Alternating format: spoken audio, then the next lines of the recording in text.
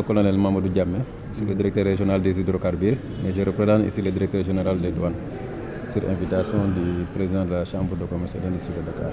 Les carnets État sont délivrés par des organismes agréés par la douane, partout dans le monde. Ce que nous pouvons dire aujourd'hui, c'est que nous en recevons beaucoup pour des marchandises qui nous viennent de l'étranger sous couvert de ces carnets-là, passant par nos différentes frontières terrestres, aéroportuaires et maritimes.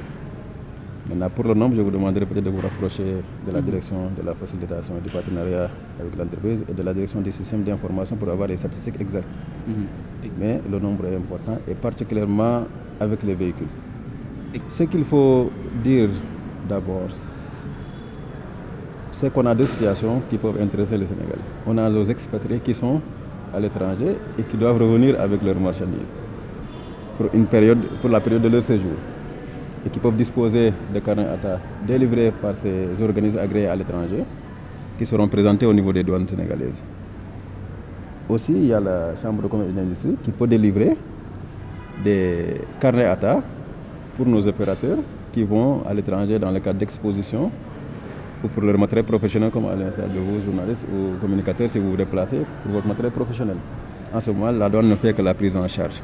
En amont, nous intervenons dans l'agrément et en aval, c'est dans le contrôle, à la prise en charge au départ et à l'arrivée des marchandises. En réalité, le carnet ATA, c'est un document qui s'inscrit dans le cadre d'une mission de facilitation de l'administration des douanes.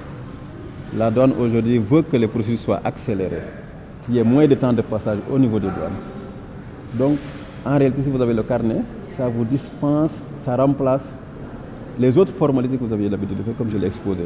Au lieu de lever des déclarations d'entrée, des déclarations de exportation, des déclarations de visa à la consommation, vous avez qu'un seul cachet, qui sera présenté à la douane, qui va faire l'objet d'un visa à l'entrée et à la sortie, après les vérifications nécessaires. Donc, en termes d'efficacité, de célérité, de coût, de temps, l'opérateur économique gagne, que ce soit l'opérateur sénégalais ou l'opérateur étranger.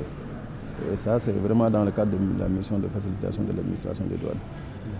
Qui dit maintenant facilitation va avoir un impact réel au niveau des recettes. Parce que si vous avez des procédures simplifiées pour les opérations qui ne présentent pas de risques, ces opérations-là ne présentent pas de risques. On peut mettre un focus pour les opérations qui présentent un risque, les contrôler et s'assurer que les droits de taxes qui sont dus sur ces opérations-là puissent être liquidés par la douane et recouvrés par le Trésor. Voilà.